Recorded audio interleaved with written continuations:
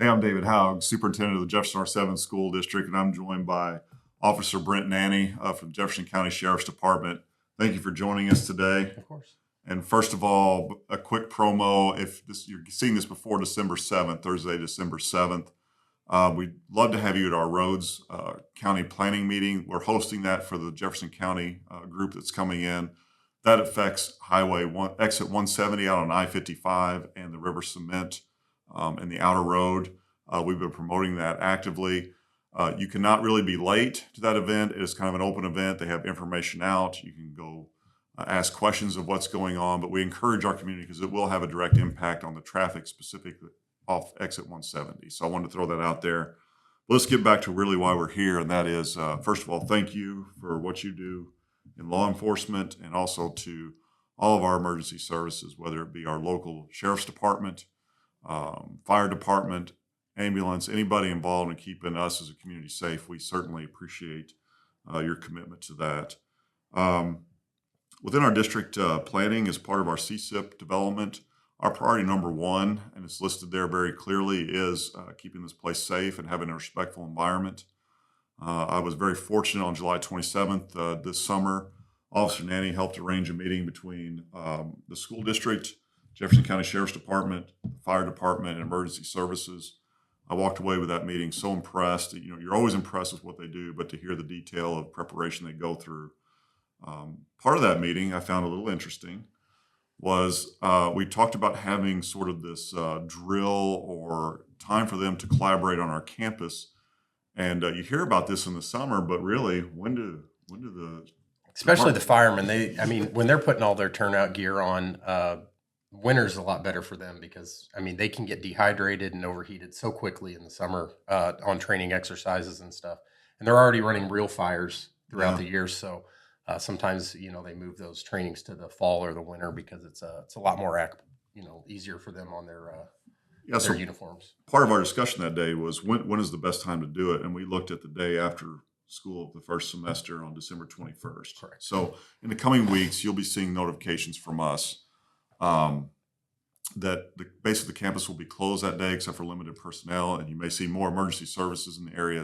You should not be alarmed.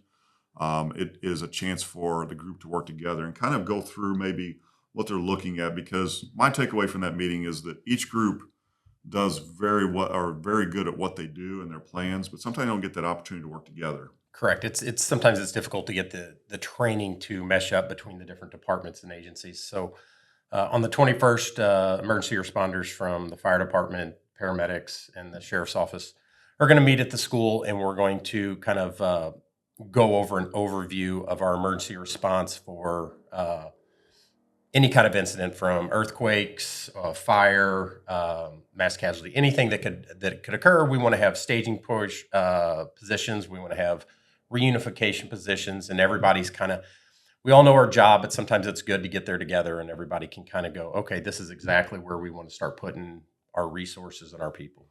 Yeah, and part of that too is, a stem from that was outreaching to our local churches and their leaders.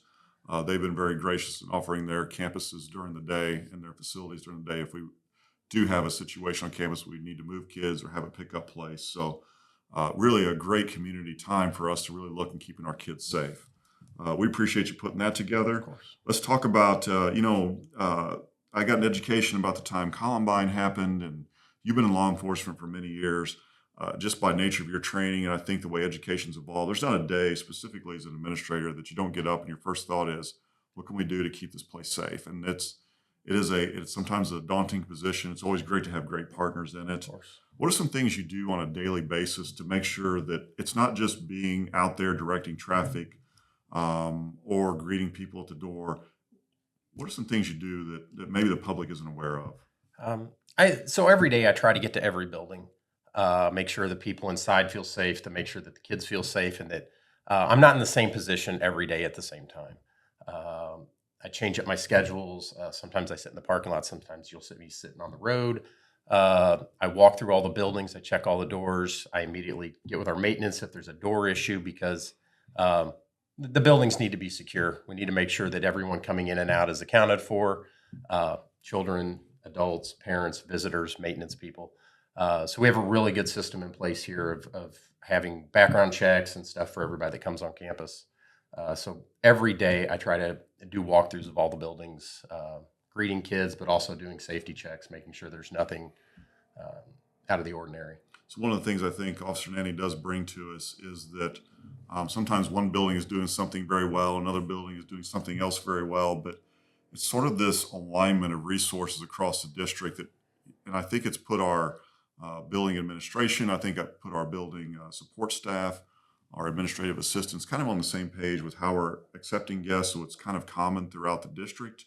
Those procedures and protocols, as simple as that, as kind of simple as that sounds, sometimes when you don't have somebody moving from building to building to observe those things, you kind of lose track of what everybody's doing and think that the process may be different somewhere else. So I appreciate you doing that. Of course. I know your commitment to it, and there's things that you do every day that people don't see that help keep us safe. Let's talk about something that the district was recently awarded. The district was awarded a safety grant. We applied for it last year. There was kind of some limited funds, but really we did not receive it, but really because of the commitment of the district for many years to keep the place safe.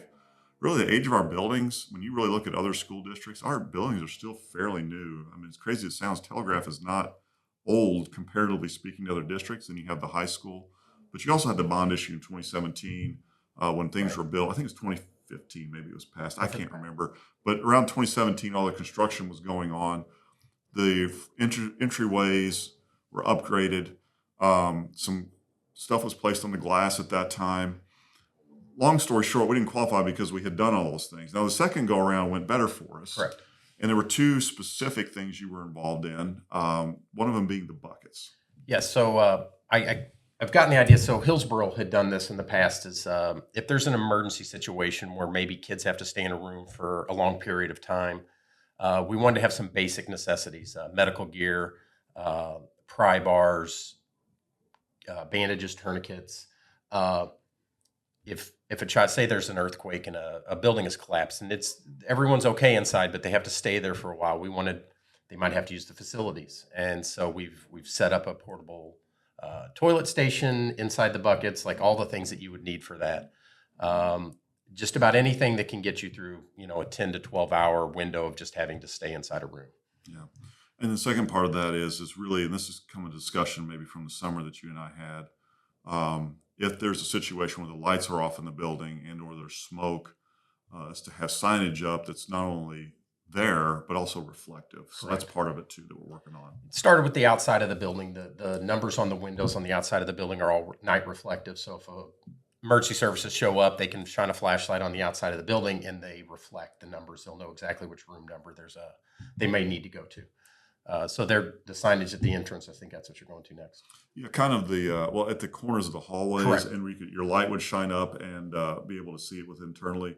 I also want to compliment you too. A couple of years ago, all the outside numbers; those are things we kind of take for granted Right. now. But I know how much time you put into that, and when you're in these situations, you're bringing people onto your campus that aren't there every day. Correct. So to be able to get them to the right spot and get them to the closest, no matter what the situation is, earthquake, anything, Of course. because it's a place to go. So when visitors enter the building, sometimes there's 2 or 3 different ways to go when they first come in. So quickly knowing that rooms 102 through 108 are to the right with large signage that's reflective could be the matter of, seconds may matter. So we want to get those emergency services where they need to go. So in part of the safety grant is getting that reflective signage in large to when people come in the entrance, they'll be able to know exactly which wing of the building to go to, because not everybody has the time to pull up the schematics of the building and try to zoom in and Right. figure out where they're going. So for them, those seconds may matter. That's what we really wanted. And sometimes the challenge of a school is your schools traditionally wanted to be very welcoming for the community. But as we've gone through this challenge of safety, I think it's what we run into is that balance of making sure we understand there's procedures and protocol to get kids in and out of the building, parents in and out of the building, whatever's going on. That's a unique challenge at times because you still want to be welcoming. You want people to be at your school, but you also want to control who's coming in and out. And I think you do a great job of keeping us up on that. Yeah, it's a struggle because parents want that openness with the school district, and I 100% understand that.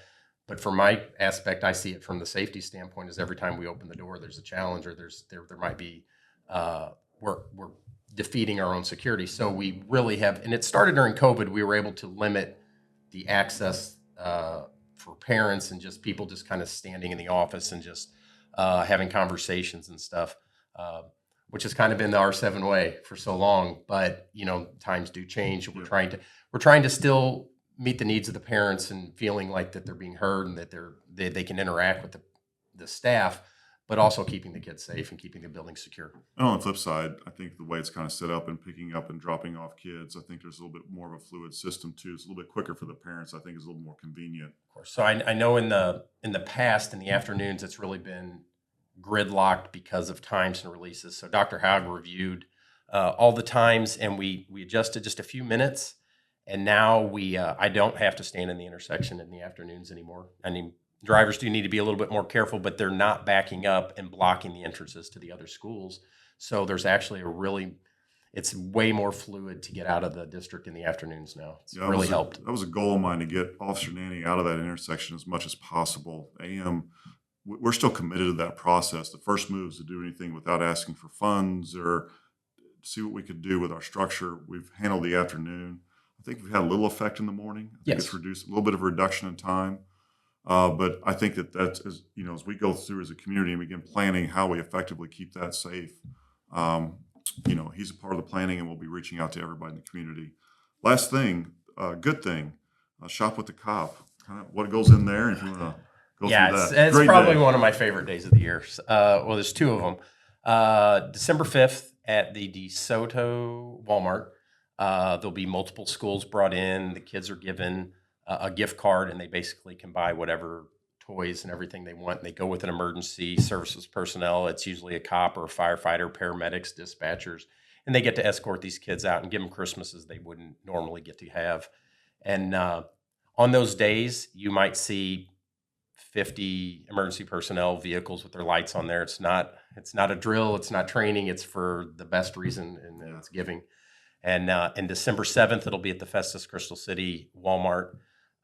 In those times, you can come in. They're selling T-shirts, and they take cash donations on site while the event's going on. So it's an awesome day. If you're in there and you get to see these kids, are absolutely ecstatic. And so, if somebody is interested in participating and donating towards that, they can do that prior to those days, correct? Correct. I know that Jessica Griffall with the Festus PD, you can contact her, or they have a Facebook page. We have bingo events and trivia nights, and there's all kinds of fundraisers for Shop with a Cop.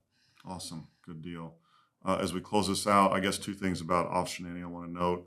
I always enjoy going down and greeting kids at the elementary school. And as you may notice, we share the same hairstyle. And the kids go, "Hi, Officer Nanney." I just let it roll. "How you doing?" I just let it go in, first of all. But secondly, your commitment to this podcast. I walk in here and we had smiles early on because I hear the famous Anchorman practice session. Unique New York. Yeah. Unique New York. Yes, I've been doing it all morning. It's been fantastic. I don't talk on camera very often. Thank you for what you do. Of course. Thank you for what all of our first responders do, and no matter what area you're in. And thank you for joining us.